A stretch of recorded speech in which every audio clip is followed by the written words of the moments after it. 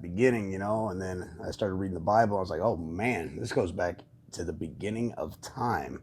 Yeah. And what people don't realize is the first ledger ever created, the first documented uh, uh, writing ever uh, to for the human race to be cognizant of actually dealt with Barney Rebel owing Fred Flintstone gold, and it was a tablet. It was a stone tablet with and it was a ledger. It was amazing, and so this has been going on since the beginning of time. But one of the foundational pieces that'll help you guys as listeners is understanding what happened in 1933, which is the very foundation for the new money system under the new law. And you find that in the 73rd Congress, Volume 77, Session 1, Part 1. So it's 73rd Congress, Session 1, Volume 77, Part 1, and it's 1,165 pages. And in there, you will find, like on page 50, 51, 53, 73, 74, where it talks about the New Deal, the new money, the new law. And that's what I like about it, is because over and over and over, once is happenstance, twice is coincidence, three times is affirmative, right? It's like the Wizard of Oz. You got to click your heels three times to get back home. So Congress, they ain't making a mistake when they say it once, twice, and then three times over that 1,165 pages. And they reiterate over and over and over again what the foundational principles for the new law is. And one of the foundational principles is, because the Supreme Court came and said, you can't do what you're doing, it's treason, and we can all be hung. You have to give the people a remedy. We're taking their gold, and the gold wasn't the big deal. See, everybody, like a raccoon, they're staring at the shiny shit. It wasn't the abrogation of the gold that created the trust. It was the fact that they mortgaged everything. They mortgaged every blade of grass. They mortgaged for the men. They mortgaged your seed and your loins. They took your precious value time commodity and pledged it, okay, in an ancient system of pledging so they could float government. And when they did that, they created a trust. Okay, so if I give you $5,000 and I don't give you any directive with it, and you decide to invest it, and you invest it in something, and a month later I come back and say, hey, where's my $5,000? You're like, oh, I invested it. Well, go pull it out. And I also want to see the amortization report of what you invested my securities into, okay? Because that all belongs to me. You may have invested it, but it wasn't yours to invest. It was yours to hold as a trustee. But when you invested it, you did it on behalf of the trust, not for your gains, because that would be ill-gotten gains and self-dealing, right? So when I give you something of value, but you don't return anything to me, okay, then that automatically creates a trust. That's a trust relationship. So you can have a trust orally expressed. It could be in written form. Your actions create a trust, believe it or not. You want to go buy a house, and they say, oh, you got to put $15,000 in escrow. And you go put $15,000 in escrow, but you do not sign a contract. Guess what? The court, in the eyes of the law, sees your actions as fulfilling a contractual obligation and entering into that agreement. And I know this because I watched people lose $15,000 and tried to help them save it. And then it dawned on me what the court was seeing and what the, obviously they lost the 15 grand out of the deal. That was when I was way, way younger at this, a little more fine tuned. But the point, I love what you guys are doing, because you're spot the fuck on. No questions about it. Yeah. But to help people So when understand you it better, talk about that, so as it relates to like a mortgage, there is no mortgage. there is no Mortgage is a dead pledge. There is no mortgage. It's a facade. Freddie Mae and Fannie Mac have to file fictitious loan documents and fictitious mortgage documents because there is no mortgage and there is no loan. There never was a mortgage. There never was a loan. It's impossible for the mortgage to be in arrears, because in order for it to be in arrears, the note would have to be due and owing. So if the note isn't due and owing for 30 years, well, then how the fuck could you possibly be in arrearages? You see how that works? Especially when you done front loaded all this interest. What are you even talking about? But hold on, that's a whole different story. Yeah, but you're spot on. It's a whole different story. But I'm just trying to keep it Barney Rebel and Fred Flintstone simple for people. Because I check just it want out. them to remember the scales. Remember the scales. They're gonna front Hmm. load all this interest on this. They But told you they gave you hundreds of thousands of dollars. You we've won believe them. with the good Lord. We've won.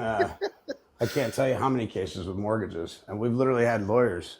And on the day that judgment was supposed to be cast, and they were going to lose their house, we've literally had lawyers leave the courtroom, big crocodile tears, crying, because we had the defendant say there never was a loan, the mortgage is not in arrears. And remember, he who makes the statement has the onus of probandi, but the plaintiff is the one who brought the claim. So the onus of probandi goes back on them when we make these statements. The bank refuses to produce the IRS Form 1098. The bank refuses to produce the IRS Form 1065. The bank refuses to produce the money net daily transaction report, log 120, which Get, shows the source of the funds and the get your destination of the pens and funds, pencils which is out the and same write this thing in down. Title 15, 1692, where it says that Congress goes over like fucking 8 times in Title 15, 1692. You must demand the original name of the original creditor and their address. And they go over it and over and over it. Congress isn't fucking stupid, guys. Why the fuck do you think they repeated themselves? It's at least 8 or 9 times in that paragraph. 8 or 9 times they say you must, or you must ask for the original name of the creditor and the address. And if they don't provide it, they must cease and desist. Why do you think they say that shit? See, because Congress can't give legal advice, okay? And Right. equity acts in the negative. Congress, those people aren't stupid. They're thieves. Don't get me wrong. They're fucking scoundrels, but they ain't fucking stupid. They're not stupid, So but because they can't give legal advice, they do the same thing that judges do from the bench, which is dispositive statements. You're right. Your neighbor can kick your dog on any day that doesn't end in Y. And everybody in the peanut gallery is like, oh, did you hear that? You can kick your neighbor's dog. You can, because that's all they hear. They hear the judge say, you can kick your neighbor's dog. But they failed to catch the last part when he says, on any day that doesn't end in Y. So my question is, can you kick the neighbor's dog? No. But the judge said you could. You can kick the dog. I heard him. Yeah, well, you only heard what you wanted to hear. That's the issue. So they're doing dispositive statements in Title 15. They're a bunch of practical jokers. They're funnier than shit. When you actually see it for what it is after studying equity, you realize, like, for example, you can, if at any point in time you challenge the validity of the debt, or is an audible. Or is an audible. Every time you see any, or, and, I want you to think in your head, we're calling an audible on the field. I can do this or I can do that. So see, they're not giving legal advice, free will. You can admit there's a debt and challenge the debt. And by doing so, to deny the debt, you admit to the debt. Yep. So when you're in the court, you're fucked. Oh, you're denying the debt? By denying it, you admit 1,000 other things. So you're admitting I the don't debt owe that much. because you're giving relevance to it. You're denying it, which means you're giving relevance to it. It's like the atheists that say they don't believe in God. Well, if you don't believe in God, why are you talking about it? I mean, I don't believe in fucking, a lot of things. I don't talk about them because they have no relevance, right? So Congress says, or you can tell them to cease and desist, right? Or you can tell them, you can ask them where they got express written consent to contact the consumer. You see that? You can challenge the validity of the debt, or you can ask them where they got the express written consent from the consumer to contact the consumer. So which one are you going to do? Which one are you going to pick? I use the express language right out of Title 15 because it is in the Congress actually deliberated over it. And when you understand the Constitution, you understand that we, the people, are the first branch of government. There's really 4 branches of government. It's a republic if you can keep it, which the republic is not a group thing. It's an individual thing. And so it's about ascending of the mind. So when you guys are reading this, when I say retarded, I'm not trying to, disrespect anybody who may be slow. That's not, retardondo is a term for music. We want to slow the tempo down. Retardondo, slow it down. So when you read, literally read it word for word, read to comprehend. don't read to just read the words. And slow the fuck down. And when you see or, any, or and, I want you to go, there's an audible on the play. Congress is telling me I have free will. I can choose this, or I can choose door number 2. Okay? Just recently won a case in court on right of rescission, Title 15, 1635. Ooh, that's a good one. We're using it on an automobile, and the lawyer went into FJK, whatever else he was going into, and we just fucking laughed. I want you to pull up Title 15, 1635, and go all the way to the bottom. Right of rescission. All the way to the bottom. I need everything. Got number 3 and number 4 all the way at the bottom. Read number 3, then read number 4. After you read number 3 and number 4, then I want you to go all the way back to the motherfucking top. See, we've always been taught to read top to bottom, left to right, but that's not the case the way Congress did this. It's a puzzle. So read what again? I'm sorry. Repeat that. Read what again? I'm sorry. Title 15, USC, 1635. The right of rescission under TILA. Thank you. Yes, it is. But the reason I use Congress is Congress makes the law, guys, not the legislator. Congress. So Congress makes the law. All these other little subsidiary corporations that were devised to enforce this still use Congress's interpretation of the law.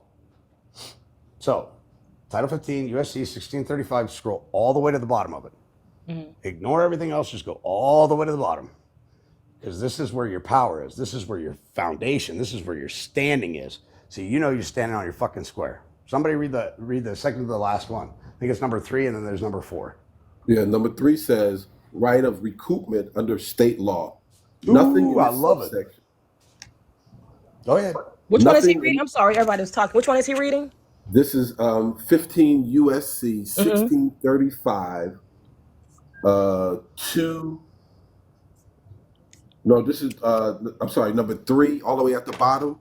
3. Yeah, right of recoupment under state law. Yes, sir. Great, because I just did that. Read Okay, that I just first. sent Range Rover a letter to send his car back because something happened to my car. Okay, cool. I needed to know this. That's personal reasons. Go ahead. Okay. Yeah. Nothing in this subsection affects a consumer's rights of rescission and recoupment under state law. Number 4. Okay, hold on. We got to explain that. We got to explain that one. It's huge. What Congress just said is I don't give fuck all what the state laws say. Because the lawyers will always come in and they will want to argue state law. What you just read says state law is jack dick when it pertains to this subject matter. Unless it better protects the least sophisticated consumer. Period. Remember that statement. The least sophisticated consumer. Every contract, everything that's written up must be written to such a degree that the least sophisticated consumer could understand it. I know a lot of illiterate motherfuckers out there. When I read these contracts, I know they're void in ab initio non pro tunc. But because the least sophisticated consumer I put in front of them, they wouldn't even be, they'd be like, yabba dabba doo. So read number 4 now. Now that we know that the state's legislators don't supersede what Congress says, okay? Now read number 4. Number 4, applicability. This subsection shall apply to all consumer credit transactions in existence or consummated on or after September 30th, 1995. Oh, damn. Barney Rubble, we are onto something. How many of you have engaged in a consumer credit transaction on or before 1935? Or 1995? 1995. September 1995. All of you, right? Yeah. And what was your intent when you engaged in that transaction? For it to be a consumer credit transaction?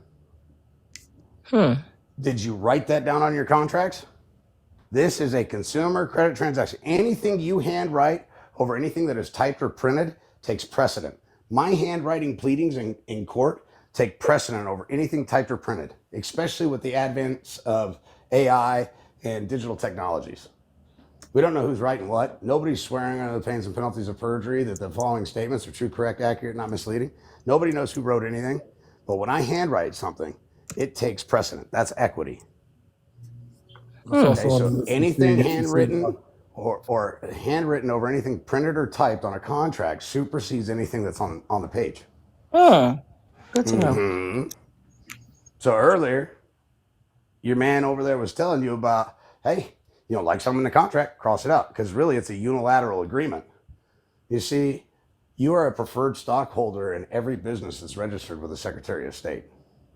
When they mortgaged all our property and hypothecated our life source energy into existence as credit to float the government, we became preferred stockholders in every business registered with the Secretary of State. And they're all insolvent. All of them. They need, and I'm going to show you where the money comes from. I'm going to show you exactly word for word, verbatim, where it comes from, so you guys have a solid foundation, because everything they've been teaching tonight is 100% spot the fuck on. But I just want you guys to have the foundation, because that's where you can stand in the courtroom and say, you know, do we really want to walk through those doors? Because as soon as I walk through those doors, I'm getting 3 times the value of whatever I was after. I promise you. By the time I walk out, that judge is going to nod his head. 3 times the you're going to owe value. me. You're going to owe me 3 times the value. Treble 3 damages. times the value. Treble. Damn. For false and misleading statements, unjustly enriching yourself, using an artifice and a scheme to ensnare me in a retail installment agreement, and have me as a undisclosed third-party investor to your scheme. So when we look at it, because that's what they're really doing, because we don't qualify our endorsements to let them know that it's a consumer credit transaction, which is our intent, right? Wow. Well, they convert it through an unlawful conversion into a retail installment agreement, and they bundle it up like a bunch of chocolate-covered turds with a bunch of other securities. Well, you got the retail installment agreement. You got the get rid of it. Yeah, you got the credit default swap agreements, and they play with it on the private side. So now that we've read 3 and 4, we need to go all the way back up to A. All the way back up to A. Because here's what the lawyer said. Oh, well, this only applies to cars. Well, 3 and 4 said otherwise. Remember, 4 says any consumer credit transaction after June or September 5th, 1995. Okay? Any, go back and read 4. Any, that's a key word. Any means what? All. All. So this is where we really have to, we got to get hooked on phonics again and slow the fuck He cooking tonight. Let me down. give him some roses. He cooking. Slow down. And because we miss things. Because we're you know, superhumans. We're moving at the speed of light. It's 21st century. Everything's instant gratification. Well, because of that, we miss the details. Remember, the devil is in the details. So that's how we spanked the lawyer most recently. And boy, he was pissed. And the judge agreed with us. It was funnier than shit. It does say any. And it was our intent. His paperwork did not say consumer credit transaction. But guess what? Since he's the only signatory to it, he gets to state his intent anytime he wants and do an allonge to the original instruments. Because he's still the holder in due course. I'm going to show you why here in a minute. But go ahead and read A. And read it really fucking slow and see if you guys catch it. Okay, A, disclosure of obligor's right to rescind, Woo. except as otherwise provided in this section. In the case of any consumer credit transaction. What was that word? Any. Any. I don't care if it's a house, a boat, a car, a train, a 747, a new fucking gun. You want to fucking wear a skirt out to the fucking ball. I don't care what the fuck it is. Any consumer credit transaction. And there's another thing you need to be aware of. Is it bank credit? No. It's consumer credit, isn't it? Who's the consumer? We are. We are. Who's a natural person?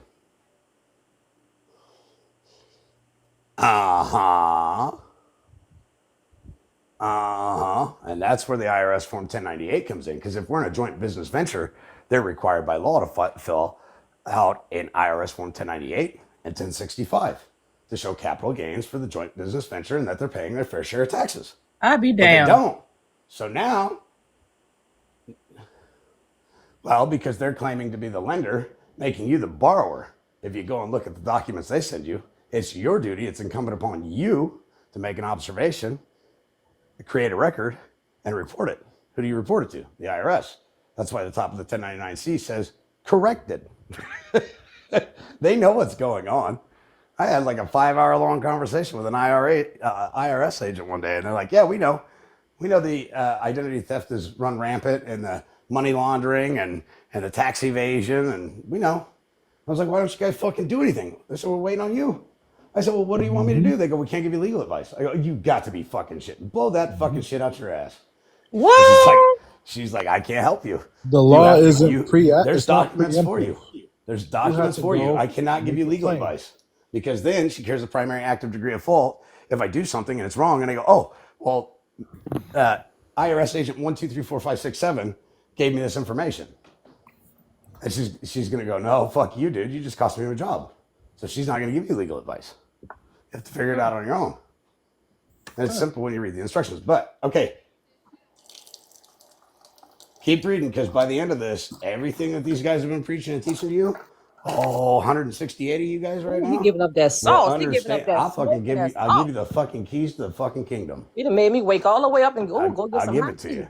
But I'm gonna make you guys read it. I want to see if you catch it. But I want you to slow down, because you see, you already done past two motherfucking things: any and consumer credit. Nobody ever talks about that shit. Whose credit is it? Consumer credit. What kind of credit was it again? Consumer credit. Fuck you doing in here, lawyer? Talking about my fucking credit, fool. What are you doing? Ooh. Well, wait a minute. Where did they get the permissible purpose to use your identity without your express written consent? That's your privacy. Shit, I could hit Equifax, TransUnion, Experian for $30 million a whack. Damn. Each I one of want them. a You know they class make action. $4.6 billion a year? Damn.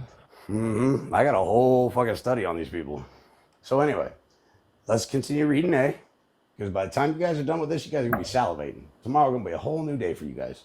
Keep Okay, except reading as A. otherwise provided in this section, in the case of any consumer credit transaction, including opening or increasing the credit line for an open-end credit plan, in which a security interest, including Stop. What's the security interest? Those device plans y'all got, that mortgage, your house, that car. Okay, that's one aspect of it. The other aspect is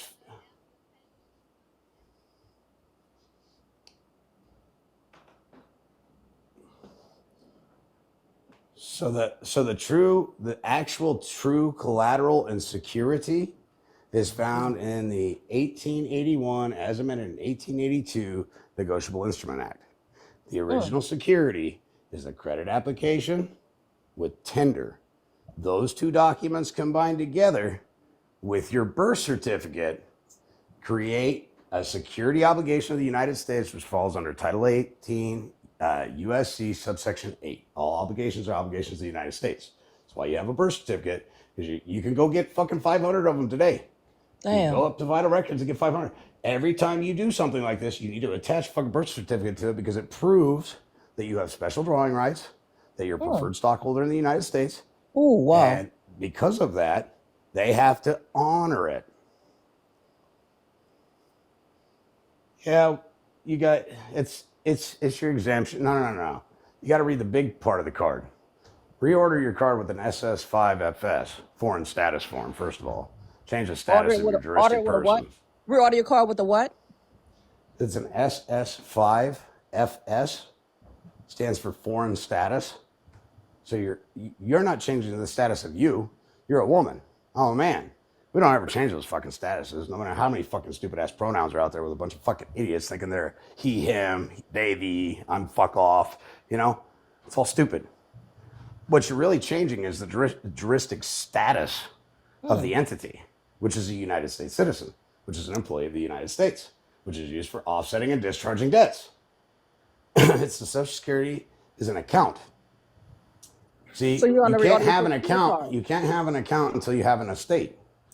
So the first thing that happens after you're born, your mom and dad give you a Christian appellation from the heavens above, And they turn around and under the doctrine of idiom sonum, they create something that looks similar, sounds similar. So in their Maritime Admiralty Article 1, Section 8, Clause 17 venues, they can presume and assume.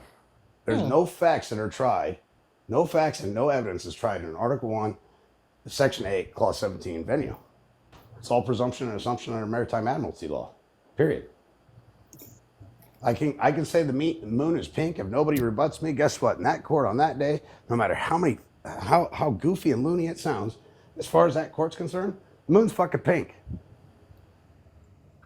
And reality, Social Security card just sent to the S5 foreign But when stat. you read the big section of the Social Security card, it tells you who you are, and the little card tells you who you are not. That's the importance of that card. So, yes, that's your exemption and offset account number on there. You also have one on your birth certificate. Your birth certificate is a security, it's a warehouse receipt, it's a bill of lading, but most importantly, it proves that you're a preferred stockholder. What do we know about preferred stock versus general stock or common stock? Preferred stock takes the cake. First in time, first in line, baby, because they owe me a duty. Okay? So anyway, keep reading, because most people think that the security is the security agreement. What you're not realizing is that's a new pledge, and Congress says that the only way for a debt to exist is by agreement. What's another word for agreement? Contract. Your credit application with a promissory note is a collateral security of the United States and an obligation of the United States to offset and discharge dollar for dollar pursuant to the 73rd Congress, first session, Volume 77, Part 1, all 1,165 pages will fucking verify that. And so long as your transaction is a consumer credit transaction and does not purport to be commercial, industrial, or agriculturally related, it is to be zero balance, dollar for dollar, and non-taxed. That's because Congress said so, not because I said so. Congress said so. I just created my $5 million note the other day.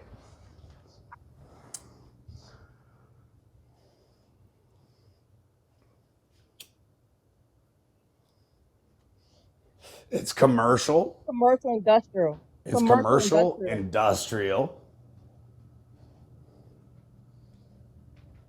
No, that's why they want you using the UCC.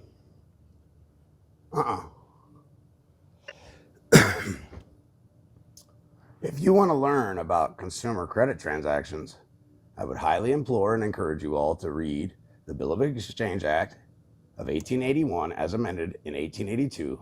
It was amended in 1882 because the United States would not adopt it. It was originally created in India so everybody could do international exchange with bills of exchange, letters of credit. So read the Bill of Exchange Act. Which one you said? It's the Bill of Exchange Act. It was in 1881, but it was amended and adopted by the United States in 1882. And you'll want to go to Chapter 5. And when you get to Chapter 5, you will just be smitten with what you read because it tells you exactly how to endorse all your notes. It tells you exactly how to make everything a security obligation of the United States. And it tells you how to draw yourself out of commerce and state your intent, because remember, everything is about intent. So keep reading on A. I just want to point out the security and where this knowledge came from. It's not me saying this. It's what Congress said. I'm just doing all this shit off the top of my head because I've read it so many times and repeated it. It flows like water. So, but I want you guys to have that solid fucking foundation, because everything they've said tonight, I've been listening for quite some time. Everything they've said tonight is spot the fuck on, but you need the foundation. The foundation is what makes the house strong. Right. All right. Here we go. So except as otherwise provided in this section, in the case of any consumer credit transaction, including open or increasing credit limits on opening a credit plan in which a security interest, including any such interest arising by operation of law. What's operation of law? Contract creates the law and equity follows the law. That's a maximum in equity. Contract creates the law and equity follows the law. So by agreement, we have law, right? So by operation of law is what they're talking about. That's a contract. Okay? So if you entered into a contract, the good Lord You're He's into a still contract with the devil. The only way we can get out of it is if it's unconscionable. Well, the law also says that. Man's law also says an unconscionable contract gives you a way out. It's a nullity, right? Well, where do you think they got that from? They got that from the Heavenly Father. Funny how man, nothing new under the sun. They just repeat and regurgitate what's already there. Okay, so they're just quoting God's law. That's why Jesus stood there before them all and said, well, isn't your law the same as my father's? And they were like, ooh, damn, that was a good one. They're waiting for him to make a statement. Instead, he asked the question. They couldn't hang him for it. Because remember, when you make Written a in the statement, hearts the of onus man. probandi falls back on you. But instead, he took a question and made another question out of it. And then they were hesitant because if they said, well, if we say no, then we're hypocrites. And if we say yes, then we agree with him. And they just stammered off. They're all pissed off. He was teaching people how to walk on the fucking sea of commerce. He wasn't walking on water. He was teaching people how to walk on the sea of commerce. And it was pissing them off, the money changers, pissing off the bankers. The So bankers. keep Okay. reading on. Keep reading Yeah, on. Hey, I'm going to keep interrupting, and it's only because I No, no, want you no, guys. I'm no, no. breaking it down for you. Yeah. Fundamental shit. Including any such interest arising by operation of law, is or will be retained or acquired in any property which is used as the principal dwelling of the person to whom credit is extended. Stop. Mm-hmm. Do you notice how in there, principal dwelling, there's no hyperlink? Right. Now, when we look at later on, we'll look at dwelling, and there'll be a hyperlink on it. There's no hyperlink here. Do you understand why a cop on the side of the road needs your consent to search your car? Do you really understand why that is? Mm-hmm. Please elaborate. Privacy is Privacy is one of them, but it's deeper. It's deeper than that. You're right on the privacy, but it's deeper than that. How do you get past privacy? Check this out. The Fourth Amendment. I have the right to be secure in my purses, houses, papers, and effects. Mm-hmm. That automobile is not a motor vehicle. Okay, it's an automobile, and it's an extension of my home. It's a private household consumer goods, primarily used for household purposes, and not engaged in commercial use, where I am charging a fee or Right. I'll teach you how to correct that. And that happens at the dealership because at the top of your documents, you start out with it being an automobile. You start out with it being a consumer credit transaction. And by the time you get to the bottom of those documents, all of a sudden you go from being a consumer credit transaction for an automobile to being a retail installment agreement package where you're the debtor and they're the creditor, and that's a motor vehicle. And it all happens on one fucking piece of paper at the dealership. So earlier when the gentleman was telling you guys, you see something that don't look right, cross that motherfucker out and initial it. You got the red line veto power of Nixon. You are the alpha and the fucking omega in commerce. Because again, you're entering into a unilateral contract with yourself because you are a part owner in the dealership. You're the universal authority. Everything that is manufactured is already fucking paid for. That is a fact. You're already Guys, we the y'all- people. listen, You're y'all already need to part tap the of screen, United but, you know- States. You're already part of the nation, that whatever nation state you're in. You're already the consumer. You're already the creditor. You're already Look, every you position of power. can't have debt without what? What has to come first before you have a debt? Consent. Credit. Obligation, a contract, obligation, a No, signature. no. It's simple. Without Agreement, right? credit, It's a ledger. there can't be debt. You got the. You can debt. have credit without debt, but you can't have debt without credit. So if I created the credit, then I also created the debt, didn't I? And those zero each other out, don't they? It's the And scale.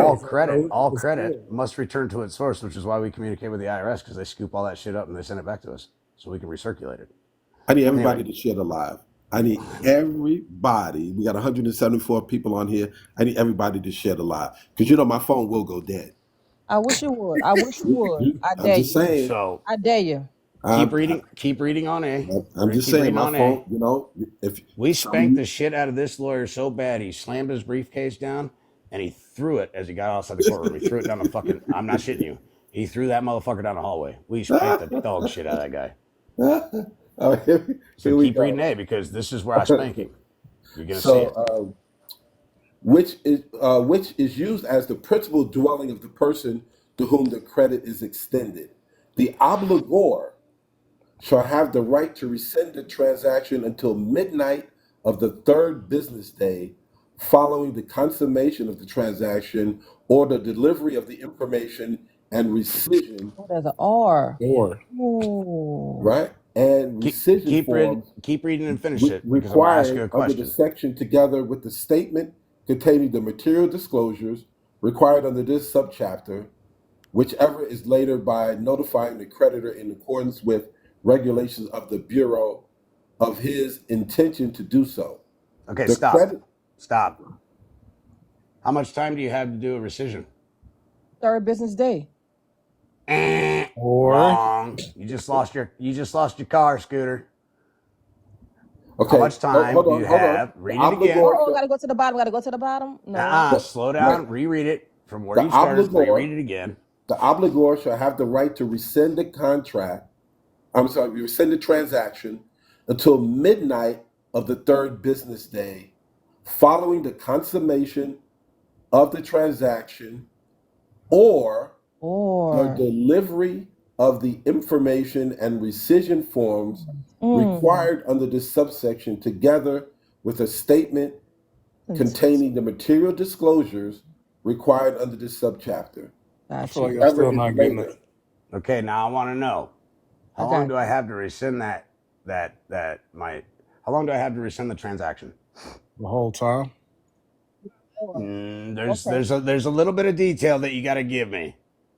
Okay. No, Got it. no, Okay. no. No, until you get the Stick. disclosures. So you get the contract, you get the Bam, form. nailed it. You nailed it. Say it Or again. you get Say the it again form. so they understand it. Right, Until until you you get the get the what? disclosures. What are the disclosures? Because they're vague and ambiguous here. Do you know what the Material disclosures disclosure. are? What are they?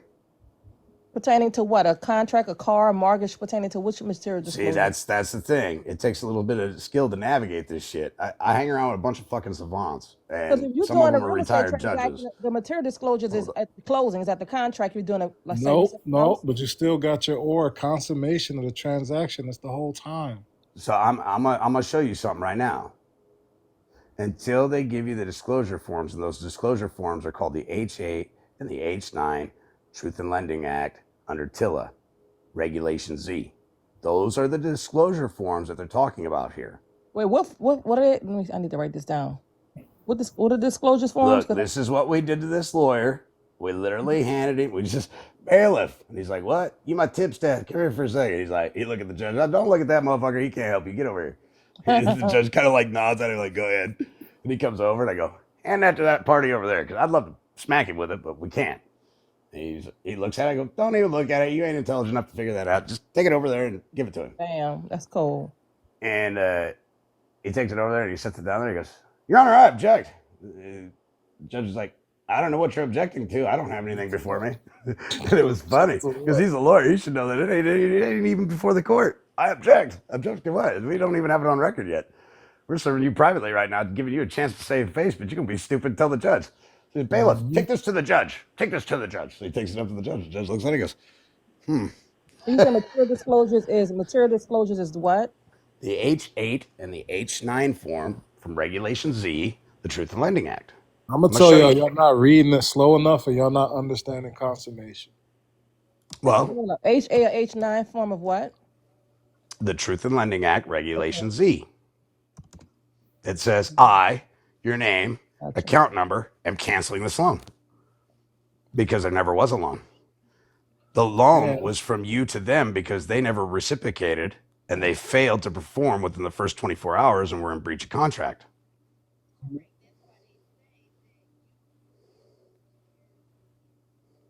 No, that's a private contract. That's for their retail installment agreement where they're dragging you into commerce.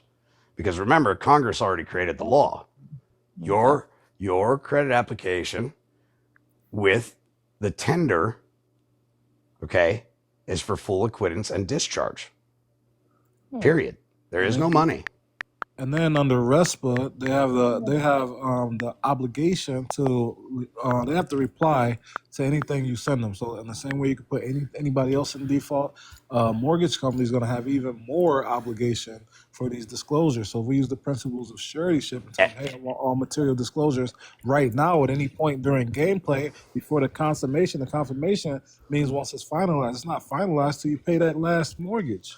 So I'm gonna show you guys something right now, because all that is true and correct, but we can make it so much simpler. I just explained to you how they're in default within the first 24 hours, and I went over everybody's head. I gave them something of value, which is an over-the-counter security obligation of the United States, which they get paid from the United States Treasury within 90 days. They extended me nothing.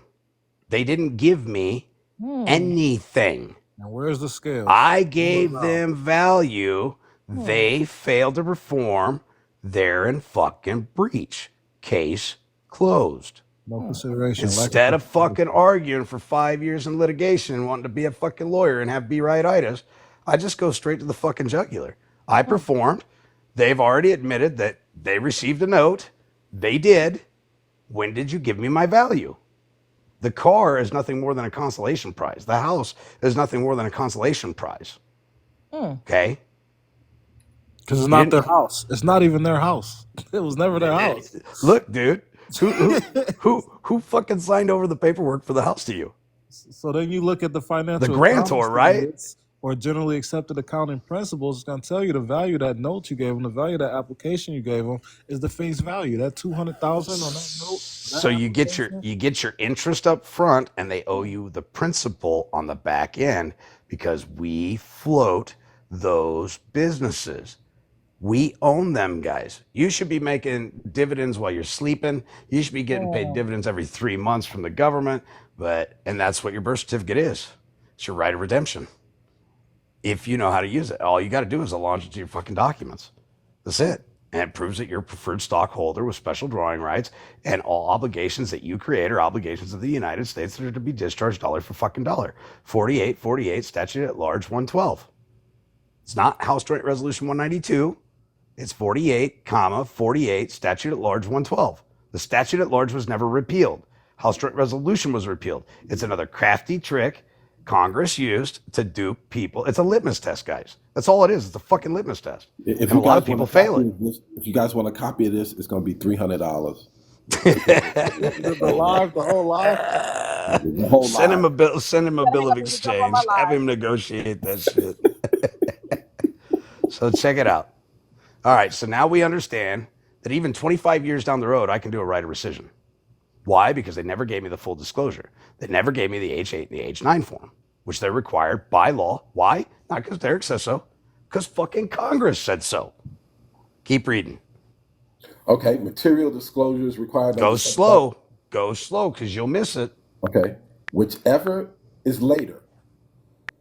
By notifying the creditor in accordance with regulations of the Bureau of his intentions to do so, the creditor shall clearly and conspicuously disclose in accordance with regulations of the Bureau to any obligor in a transaction subject to this section the rights of the obligor under this section. The creditor shall also provide in accordance with regulations of the Bureau appropriate forms for the obligor to exercise his rights to rescind any transaction subject to this section.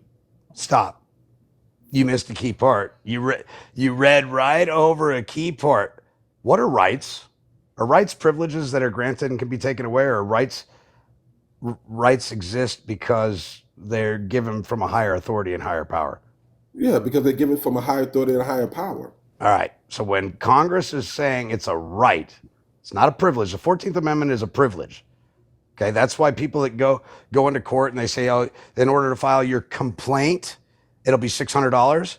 That's because franchises, corporations, trust, LLC, it's a privilege for them to use our courts. For we the people, it's our right. So, for example, in Indiana, Article 1, Section 12, justice shall be had freely, without delay, without pay. Okay, which means you can't charge me $600. I have a right to express my grievance in here and get redress of grievance or remedy for redress of grievance. I've literally shut down courthouses where two corporations are fighting, and I've walked in and they shut the fucking place down, kicked everybody out in the middle of their arguments, and said, "How can we serve you?" Thank you, appreciate it. You didn't have to do that for me. Always just, how can we help you?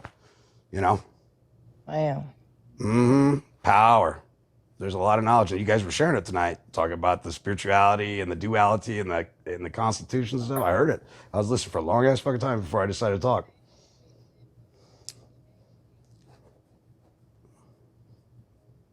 They never give it to you. That's full disclosure. That my man earlier was talking about. It's called a material fact. That material fact was never disclosed.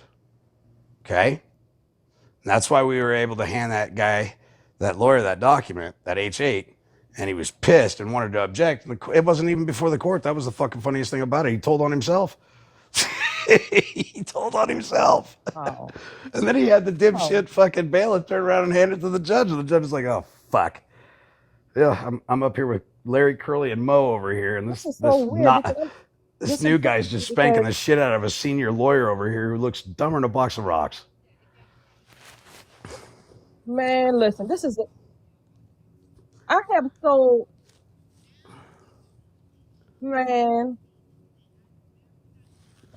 man, I never got full this shit disclosure. is deep. This shit They is will. the deepest I've ever seen. This is crazy. You know Now, how many hold up. houses I sold and I never gave the people the obligation to get their material disclosure? I thought it was something Yep. else. I We thought it ain't was the done yet. payment that we give these clients. Yeah, you know what that pamphlet is? I thought that was You know what that pamphlet is? It's Man. called the HUD disclosure form. Yes. It's a I HUD thought- pamphlet. Man, It's not they were Regulation telling Z and these people with these Regulation. mortgages. Okay, now Man, look.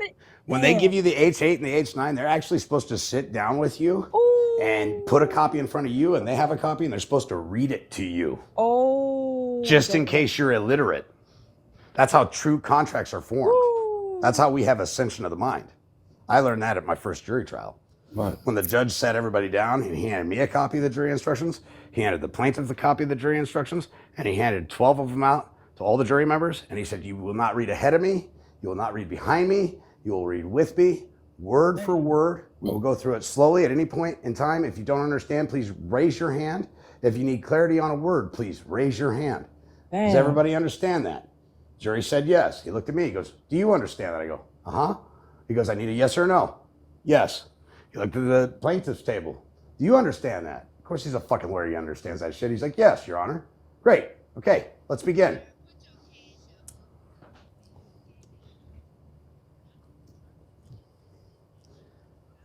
I ain't worried about any of that shit.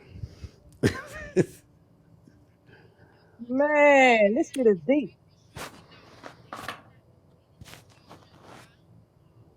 Man, I done woke all the way up. I never had this shit broke down like this. Yeah, he Oh, done we said, ain't even oh, we ain't even through one paragraph of 1635. ooh. This Yeah, shit that is, We ain't This shit even is through the paragraph of crazy. 1635. Imagine if I ripped through 1601 through 1693 together with you guys. You guys would be fucking smitten. This shit, look at the market shit in here. This is fucking crazy. Okay, now let's move on to keep reading, good sir. And when you get to B, stop. You should be close to B at this point. I'm not looking at it. I'm doing all this off the top of my head, but you're almost to B. So finish No, the rest of A. that was the end of A. Okay, perfect. All right. So what did we learn in A? First of all, on our documents, in our own free will and deed, our own free will, act and deed, in good faith, we need to write consumer credit transaction. This is a consumer credit transaction. This is my free will, act and deed, right? Because everything's got to be a free will, act and deed. Our word is our bond, which creates a deed. Okay? Now I'm going to show you how you're still the holder in due course, even though you're not holding that promissory note. Because they failed to perform within the first 24 hours and roll you out some greenbacks, put them on a stainless steel table and give them to you. What they did was check kiting, and they put ones and zeros in their computer database, which is private. The Federal Reserve is private. And they floated by check kiting. And they issued that check. Yeah, but if you try to do that to the bank, they'll say, well, under the Banker Secrecy Act, and it's a national security issue, and they won't allow you to bring the issue up in court. Trust me, I've tried. I'm very methodical about what I do, and I love rubbing their nose in the pile of shit in the middle of the living room floor. I get off on them twisted like that. Anyway, they won't let you do that. So just I only say this so you comprehend what's going on. So who did the check get sent to? Did it get sent to you? Nope. No. It Nope. got sent to the dealership. If to the you title were company. buying a house, it got sent where? To the title company. Very good. Title insurance company. Okay. So you never got anything. You gave the value, but you didn't get the funds. And yet they're alleging that you got a loan. Right. When did they give you anything? In Didn't. the first 24 hours, they're in breach. That's how you nail their ass without having to argue all this other shit that I'm showing you. It's so simple, it's stupid. It's a simple correspondence to them, asking them when they lent you anything, you want testimony in the form of an affidavit signed under the pains and penalties of perjury under jurat. From any man or woman from their agent and agency that gave you anything for your over-the-counter security, which is a security obligation of the United States. And nobody will be able to do it. And in the caveat, it says, be it resolved. You are hereby ordered, I give orders, you are hereby ordered to zero balance the accounts, close the accounts receivable and accounts payable, collapse the escrow, and remit all the remainderment back to the attorney in fact and give them the fucking address. Now, you're the attorney in fact, because you're not the entity, you're not the all caps name, you're the attorney in fact, the sestique, all right, having sestique use, which is sestique vi act, which is your sestique vi juristic person, is the social security number and the birth certificate.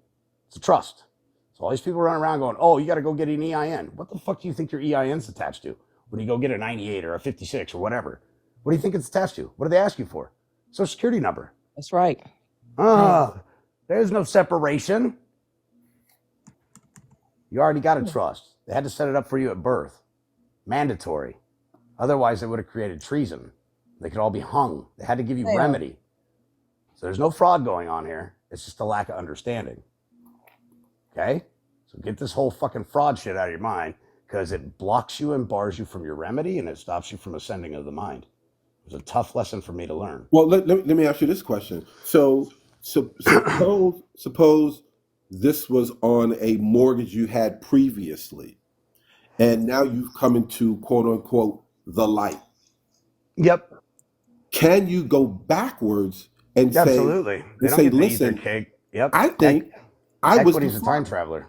No, defrauded. DE, first of all, DE in front of any word. Listen. No. Stop. DE in front of any word means no. So when you say defrauded, no fraud occurred. No wonder your claim's getting dismissed in court. Okay. Well, I think that I was frauded. Take the DE away. No. False and misleading and deceptive trade practices were used with a false conveyance of language so they could unjustly enrich themselves. Doesn't that sound so much better than fraud? Now we got RICO. God damn. Now we got RICO. Now we got intent. Now we got malfeasance. Now we got ethics violations. They had a duty to know better. For fuck's sake, they're educated idiots with a master's degree behind them. So plausible deniability is material beyond them. misrepresentation. There you go. I like that even better. That's slick. That's smooth. Damn. Mm-hmm. So check it out. Let's read B. Okay, this is where shit gets good. And you got to really read this slow, because this one this makes the hair on the back. When I read this probably 15 times before I got it. And when I say I read slow, I was reading it like this. The turtle was at the starting line. And then I'd go back. The turtle was at the start. The turtle was at the start. The turtle was, okay, I get it. The turtle was at the starting line. All right, I got it. That's the fact. The turtle was at the starting line. All right, I get it. That's how I read this motherfucker before I understood it. So I'm going to let you read it, and we'll go back through it. Here we go. B. B is entitled Return of Money or property following rescission. Oh shit! I like that. You better read that again. You better read that again. Yeah. I don't think you understood it because you didn't sound very fucking excited when you read it. Re- return of money or property following rescission. Can I get an amen? Can I get a fucking amen? Amen. Thank you, Jesus. You paid the ultimate price for all those sinners. You, Return of money or property. I always thought it was just property. You can return of money or property. yeah, because down payments are illegal. I'll show you that later. But anyway, Damn. Okay. go So ahead. here we go. Keep reading. When got an an amen? obligor exercises his right to rescind What under was that section, he exercised? What did he exercise? his right. Right. It's a fucking right? Oh, you got to be shitting me. Hallelujah. Hallelujah. Praise it ain't a privilege. They can't take it away from me anytime they fucking feel like it. Derek, there are sometimes the rules apply, and then again, there are sometimes the rules don't apply, Derek, sir. And unfortunately for you, let me guess, Judge, this is the time the rules don't apply.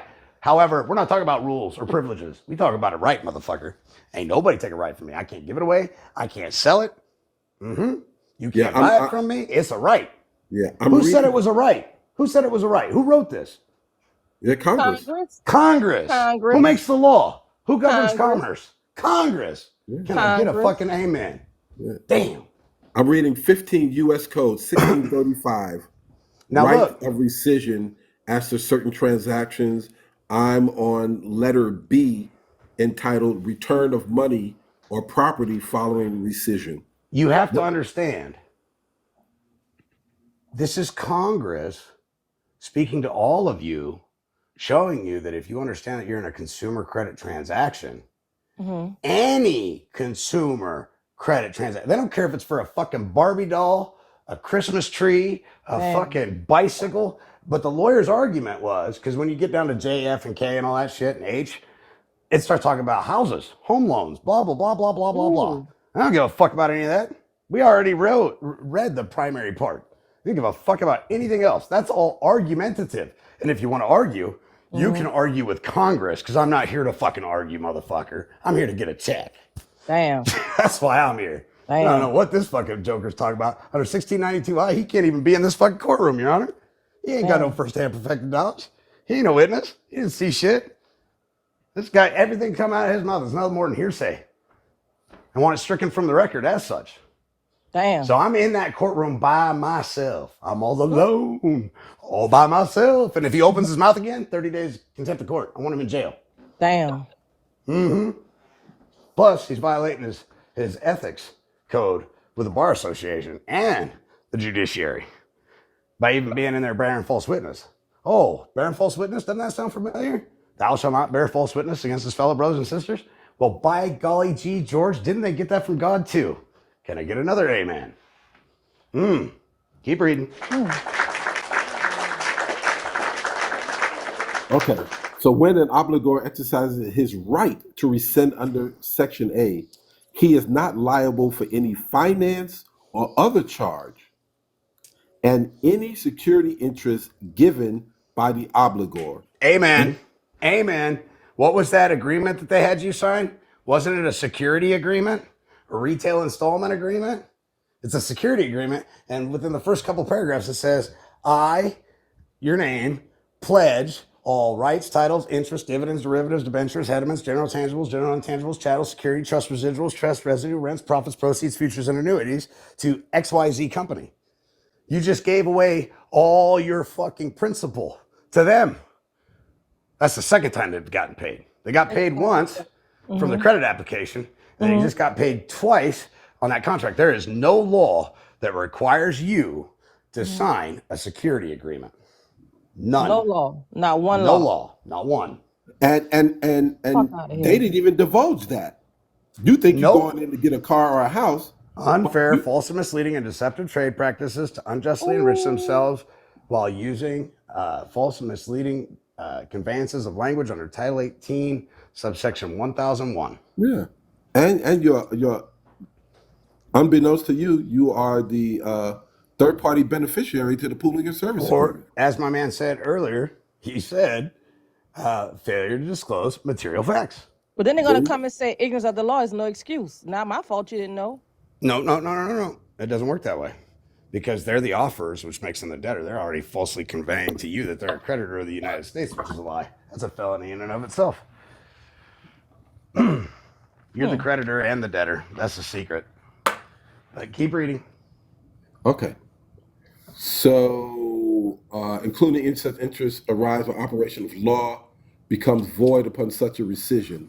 Within 20 days after receipt of a notice of rescission, the creditor shall return to the obligor any money or Damn. property given as earnest money, down payment, or otherwise, and Stop. shall take. Go back and read that last part again. Oh, no, I'm lost. I'm about to point something out to you. Go back and reread what you just read. Within 20 days after receipt of a notice of rescission. Stop. Does that say after you go to court and spend $10,000 in 5 years in litigation? No. It says all you have to do to make this effective is give notice. Wait, let me ask you a question. Wait, I'm asking you, this is really serious. Okay, I just had a problem with my Range Rover. I pushed the push button on my car and there was a hole in it, right? So I just sent them a letter for rescission for my Range Rover, right? About 3 days ago. And they told me they forwarded to the owner of whatever I found the CEO, the owner of Range Rover, right, way in Germany somewhere. Now I put the same thing and I said you have 30 days to respond. I just sent a regular letter by email. I wonder if they have any real obligation to respond to my letter. Okay, well, first of all, when we send notices, we don't send letters. We either send correspondence or notices, and here's why. If I go into the court and I say I gave him a letter, the judge, being a smartass, the judge, being a smartass, will go, well, I presume that she sent a letter A, a letter B, a letter C, a letter D, a letter E, a letter F. I don't know what she said. She said she sent a letter. There's 26 letters in the alphabet. Pick one. Gotcha. So we always send correspondence or notices. Or notice, okay. Words have power and they have meaning. So you're on the right track. Secondly, the other issue at hand is every corporation has a corporate charter with bylaws and articles of incorporation. The articles of incorporation and the corporate charter, they announce who is the agent for process of service. Agent for process of service. If they ever change who the agent of process of service is, by law, they have to report that to the Secretary of State so they can correct the record. You are to contact directly the agent for process of service, or it is presumed, and assumed that you denied them due process of law. I sent it to the damn owner of the company. I went to the SEC exchange company. Nope. Look for the agent for process of service. So I That's did. correct. That's what I found in the AK. That's what I found. That's for the indentured trustee. Different position. So I'm That's looking who's for the responsible for zero balancing your accounts, and they're derelict in their duty. And they're supposed to do that within 180 days. I'm writing it down. I'm sending it to the agent for process of service and the Secretary of State because I couldn't find them under range like that. I don't know. You're going to be looking at the corporate charter, the articles of incorporation, and the bylaws. And in there, it will tell you who the agent for process of service is. And that's following due process of law. Okay. Each one of those agents that's working at a dealership or wherever, they're compartmentalized. They're not authorized to the agent for the process of service under the charter, the corporate charter. For the agent for process of service, and now you're following due process of law and can't. So they're not on the 10K or the 8K. That's not them. 10K, 8K. The 8K and 10K is for the financial providers. That's typically the banks, the servicing companies. Well, doesn't the indentured trustee? Yes.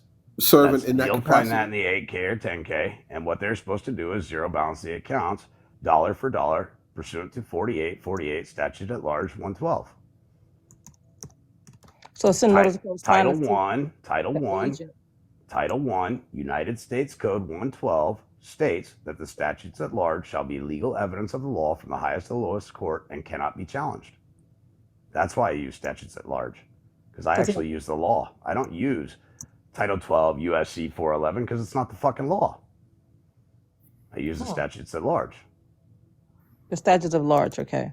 So send notice corresponding to the agent for process of service. Okay, they have That's article correct. and And you can call them and ask them, hey, who's your agent for process of service? I have this notice that I have to send out, and they'll tell you. Or you can go and look it up. I call them a lot of times, and we've got this awesome promotional deal. How do we contact your agent for service process? Oh yeah, no problem. His name's Jim, Joe, Bob, and you can send it right here to this address here, and great. And we always send it out certified mail, 3811 green return receipt. So now we know who carries a primary active degree of fault if they tamper with the mail matter. Gotcha. And that starts the tolling of time 24 hours precisely after they sign it. They're supposed to time, date, and stamp at 3811. They never time, date, and stamp it. Half the time they don't even fucking sign it. They squiggle on it. But that's so we know. And I make the postmaster go back and fucking get their full legal name, pursuant to the Real ID Act. Otherwise, the post office carries a primary active degree of fault. And if I bring a suit against them for dereliction of duty because we entered into a contract, that's what the whole thing behind certified mail and 3811 green return receipt. I want the full legal name to know who's carries a primary active degree of fault as the trustee for tampering with mail matter. And if they didn't do their job, now I can bring a claim for under $5,000 and they're automatically going to pay it out. So we're going to the Secretary of State pretty much, whatever state. You don't have to go to the Secretary of State. If you want to get their corporate charter, their bylaws and stuff, yes.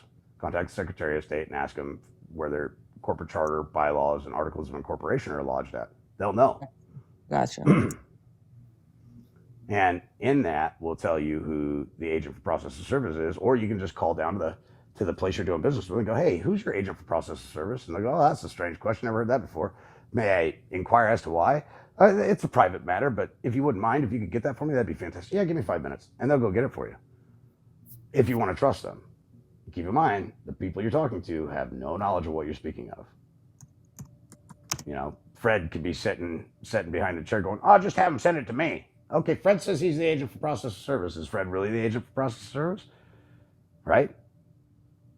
So it's best if you just go look for yourself. It's a little bit of legwork, but it's worth it in the end. So pretty much we're doing the same thing. If you're trying to get these mortgages zeroed out, pretty much, it's pretty much what you just you gave us a smoking gun tonight, pretty much. Is that correct? Is that okay to say? I gave you the whole works. It's so fucking simple. I could teach this to a monkey at the zoo. It's So we fucking don't have to do simple. all that other crazy shit. Go get this certified. The monkey gives me a piece of papers, giving me credits for 100 bananas. And instead of giving him the 100 bananas, I give it to the guy behind me and say, hey, monkey, I lent you 100 bananas. That motherfucker's going to go apeshit. He's going to be pissed. Motherfucker, I gave you the documentation that created the 100 bananas, and you didn't loan me no 100. I ain't paying you 100 bananas back, motherfucker. You're crazy. Gotcha. That's how it really works. It's an old sleight of hand.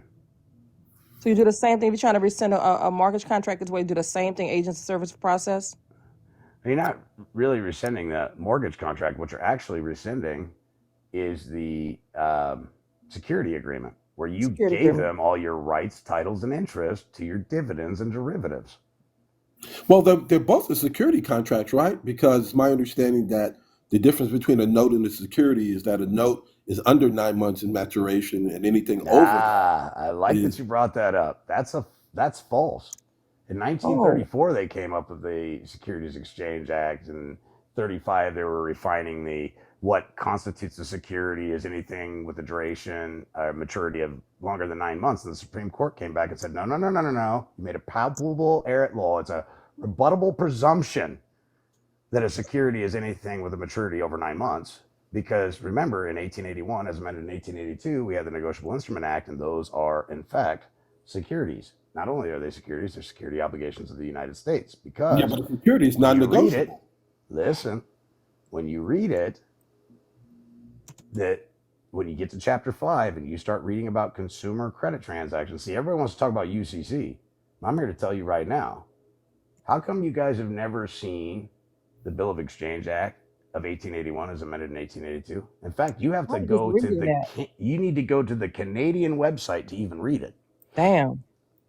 They don't publish it here in America. Why? Because it talks about consumers and consumers' rights and how consumers endorse shit. And the second you start endorsing things like consumers, then it becomes a security obligation of the United States, instantaneously. And then when you read the 73rd Congress, First Session, Volume 77, Part 1, it's 1,165 pages. When you read it, it tells you that our consumer credit transactions with our negotiable instruments, notes, drafts, bills of exchange, bankers' acceptance, trade acceptances, must have a maturity date of no greater than 90 days, Not 9 months. not 9 months. And those are security obligations of the United States. Not greater. Not greater than 90 days. If it's over 90 days, it's a commercial transaction. And bounce back around a little bit. Those of us who have mortgages, we're saying we're sending a contract pretty much because of a security agreement, and we give them our no securities and interest in our contract. Yeah, we didn't get you're the rescinding the security agreement. not You're the the one contract. that listen. You entered into the security. The security agreement is the whole ball of wax. That's Where you're giving away all your rights, titles, and interest. Gotcha. Okay. So when you think about this, you're not rescinding the note. All these people out there go, rescind the note. That's fucking stupid. Gotcha. I'm not class 5 gift and estate tax giving them the motherfuckers that note for 50 grand, 100 grand, 300,000. Fuck that. I'm not abandoning my fucking property. I'm the holder in due course. They never gave me the funds. So if they transferred it, guess what? The innocent purchaser, he's got some protection, but I'm still the holder in due course, even though I'm not in constructive possession of that note because I was never compensated. So you cannot, I was never made whole. So you cannot sell that note. That's theft. That's unjust enrichment. You can't sell that note before you fucking give me my credits. But they've gotten away with it for so long. So that's how I prove that I'm still a holder in due course. And I use the banker's attorney to testify for me. Oh yeah, there was a note. Great. When was I compensated? Because if you're holding onto the note and the funds simultaneously, that's a class 4 felony, which is known as misappropriation of funds. And then at the same time, you're trying to extort me of the property that I hold. Damn. And they were in breach of contract within the first 24 hours, which nullifies the whole fucking deal. And continue reading B. This is where it gets good. Okay. So now, what about, and we'll go back to this in a minute, a rental agreement? How does that play into the same thing? The rental agreement paid for it. Under 40 statute at large 411, all contracts, all promissory notes, all notes, drafts, bills of exchange, bankers' acceptance, trade acceptances are the new money that are issued, that are lent to the bank, that are security obligations of the United States, that are then given by the Federal Reserve Bank to the comptroller of the currency, who verifies that the Americans wrote it, and then they pass it off to the Treasury, and the Treasury prints Federal Reserve notes that are used for bank-to-bank transfers and for no other purposes. That's verbatim. Right, but I'm 73rd saying, Congress, first session, volume 77, part 1. right, if somebody moves into a housing development, and let's say, they're not that large, would they actually be going through that whole transaction? Yes, the contract is the money, buddy. It's a paper. It's barter and trade. It's paper for paper. Well, and the reason why I said that was I don't have an obligation to explain to the landlord the law, and he's not even a landlord because technically he's just a tenant too. So how can you be a landlord if you're just a tenant and you don't actually own anything because everything's already mortgaged since 1933 and nobody owns shit? Yeah. That's how we defeat them when they're trying to kick people out of their rental place for failure to pay, because they're actually holding on to the money, and the dumbasses aren't intelligent enough to read 40 statute at large USC or 40 statute at large 411, which says that they need to go to the alien property custodian, which is actually the Attorney General's office, and remit the contract to ensure that we're not engaged in doing business with enemy belligerent combatants, drug cartels, money laundering, or human trafficking. They're put in those positions to make sure that our transactions are safe, secure. Okay, so we can rescind any contract. Any. File securities and interest. They're all securities. Everything you create is a security. I'm reading from 15 USC 1635, right of rescission as to certain transactions. I finished with A, and I was in the process of reading B. Who gave me the home? The grantor, as grantee, and then I did an acknowledgement and acceptance, and then the fucking title insurance company tried to screw me by putting a misnomer on the warranty deed or joint tenancy deed or uh, Tennessee deed in common or whatever, and Tenants in they use common. they use Mr. and Mrs. Derek Gonzalez or Mr. and Mrs.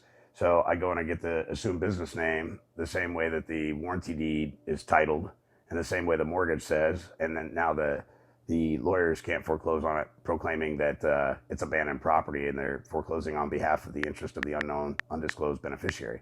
Now I come Damn, forward holding the highest title. I missed that. I did miss that. Okay. But we got to get back to B because it's really important because you guys would be you'd be doing the Watusi by 6:30. So say if the creditor has delivered any property to the obligor may retain possession of it upon the Holy performance of the. shit. So you mean to tell me upon rescission, as soon as I do the rescission, I may retain the property? Well, I'll be a son of a bitch. Congress said it. It's not something you have to argue and fight in court. Okay? So go ahead, keep reading. Yeah, if the creditor has delivered any property to the obligor may retain possession of it. It's because that property is it's a door gift. It's like going to a party and they give you a little bag. At the end of the party, do you have to give the bag back with all the goodies in it? No. It's Damn. consolation prize. Yeah, you keep Because the securities or obligations of the United States are getting fucking paid from the United States. right. Damn. Because the collateral security, the true collateral is the security, which is the credit application with the tender, which is the promissory note, draft, bill of exchange, banker's You acceptance, gotta trade acceptance notify letter, credit. them. You gotta notify them. You notify them. Okay, that was the original thing. You have to notify it. Okay. It's 190 people on the live. Y'all should be asleep. Y'all not asleep? Stay woke or stay broke. All Where right, we at? keep going. Let's see. Where are we? If the creditor has delivered any property, obligor may retain possession of it upon the performance of the creditor's obligations under this section. The obligor shall tender the property to the creditor, except that if return of the property in kind would be Impractical, what'd you say? impractical, or inequitable. Impractical or inequitable. There you go. Stop. Did they say like kind or in Yeah. kind? In kind. Okay, so I'm getting ready to go to a party, but one of the rules of going to the party is I got to bring a cat. But I'm a dog lover and I don't have a cat, so I stop at your house and I borrow your black cat. I get your black cat. I go to the party, I have a good time, and on my way back, stumbling home, I got to go to your place, and I forgot the black cat. But I see a white and orange cat, so I pick that motherfucker up. I come back stumbling to your house, and I go, "Here you go, man." I give you your cat back. You go, "Hey, motherfucker, what you doing, dude? This ain't my fucking cat. This is like kind, or this is in kind. This is not, or this is like kind. This is not in kind. I don't want this fucking cream colored cat. Get this motherfucker out of here. Go get my black ass cat." So I go back to the party and I get your black cat, right? When Congress is saying in kind, they mean the same thing that you gave them in the transaction. Unadulterated, unmolested. Damn. Well, when they took your promissory note, unbeknownst to you, without your qualified endorsement, they were allowed to treat it as a negotiable instrument. And they turned around and put pay to the order of, which altered the intent of the testator or the grantor or the settler who created the fucking note. Can they give you that note back in kind? Or would it more be like kind? Would they be giving you an orange and white cat? Wait a minute, this isn't in kind. This is like kind. This is definitely not the one that I fucking signed.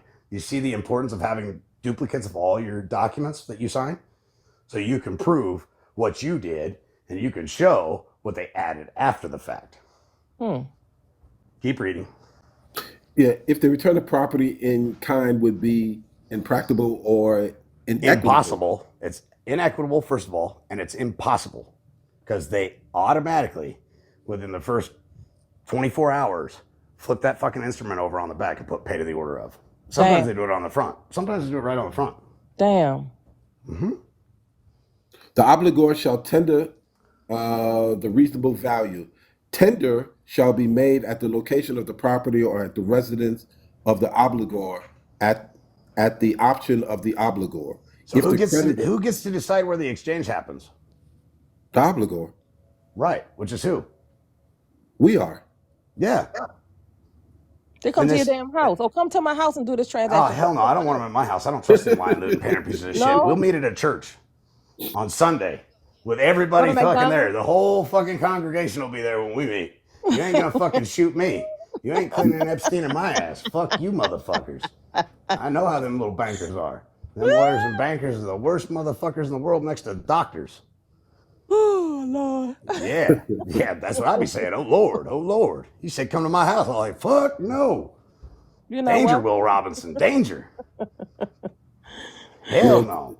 You ain't Tender coming to shall be my made at the abode. location of the property or at the residence of the obligor at the option of the obligor. If the creditor does not take possession of the property within 20 days after 20 days. tender of the obligor, ownership of the property vests in the obligor without obligation on his party to pay for it.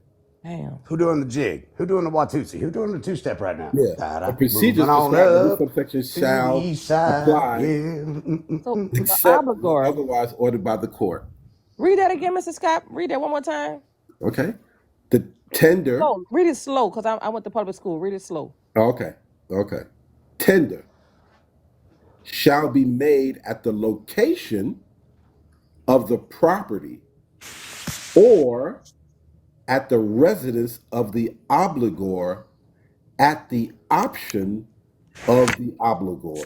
Well, we got options. Okay. Okay. Yeah, If the they need your creditor, consent. if the creditor does not take possession of the property Mm-hmm. within 20 days after tender by the obligor. What does tender mean after tender? Because there is no way to pay. We can only tender for set off, discharge, or full accord and satisfaction, or full acquittance and discharge. Okay. Using the word pay is like calling your mom cunt in the middle of Thanksgiving. You probably wouldn't look the same after doing that. Pay is a very, very bad word in the court. Don't ever fuck up and say, I paid. Don't do it. Don't do it. Yes. Oh, don't say the it's word tender. paid. Okay. Okay. No, use the Never use the say word the word pay. You'll get tender. your ass chewed. You might even get thrown in jail. Don't do it. Do Right. not use the word pay. You can Don't only use the word pay. tender Use the for word tender. offset and discharge. That's it. Offset discharge. Never use the word paid. Okay. I Okay, so tendered 20 for days full after the accord and tender. satisfaction, full acquittance and discharge for offsetting and discharging the national debt. That's it. You don't even have to put the national debt part in there. I'm going to show you exactly where I got that language. And remember, it's a statute at large, so it's legal evidence of the law from ecclesiastical courts all the way down to your small claims court. It is indisputable, cannot be contested. I don't even physically need to have it before the court. I just merely need to mention it. It is the law. Right, so 20 days after tender by the obligor, ownership of the property vests in the obligor without obligation on his part to pay for it.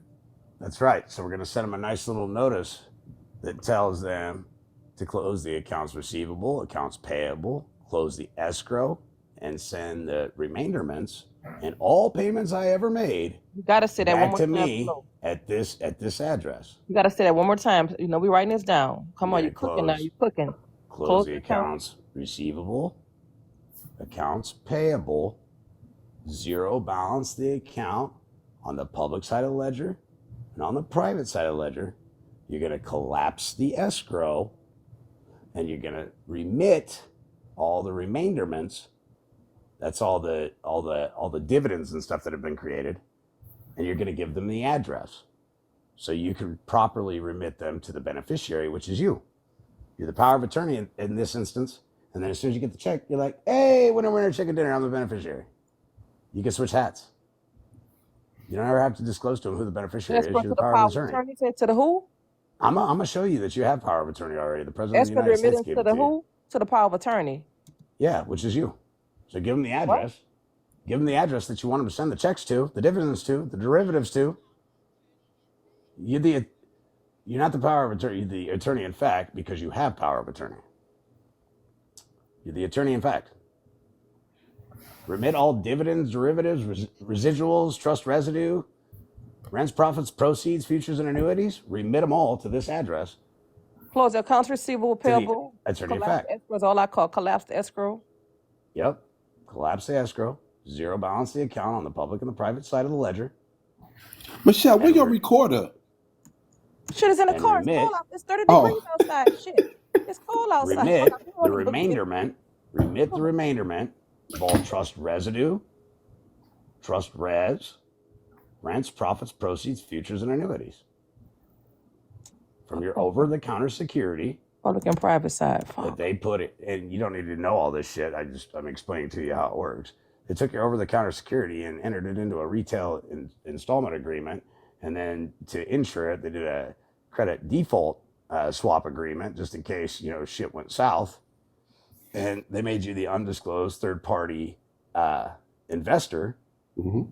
and then they conned you into fucking paying all the taxes and footing all the bill for the whole thing and Yeah, funding paying it the all. taxes on the loan, and then they were supposed to create a REMIC, You right? funded it all. Yeah. Well, the REMIC's that's for mortgages and dealing with houses. Yeah, Mm-hmm. but don't they still have a pooling and service agreement Sure they do. where they take the contracts, and aren't they supposed to create a trust? Because the It investors already did are create a investing trust. in the security. I explained to you how a trust is created. I give you something of value. You give me no consideration in return. That manifests a trust. A trust can be expressed. It can be written. An action can create a trust. Me taking my daughter to your house is a trust. I'm trusting you with my daughter. That's a trust relationship. Yeah, Me taking you to a doctor is a trust relationship. I trust this guy. I'm taking you there. yeah. Right? Freddie, You what'd you trusting say? me. Right? So like me taking you to a doctor that I know, hey, I trust this guy. I care about you. I'm taking you to this doctor. And you in turn go, well, I trust you, Derek. So we got a trust relationship. Everything is incumbent upon trust. Everything is a trust relationship. Yeah. Your Hold on. relationship with your wife is a trust relationship, or your significant other, is trust. Everything's Yeah. trust. Frederick, you were saying something? Who, me? No, I'm talking to Frederick. No, just listening.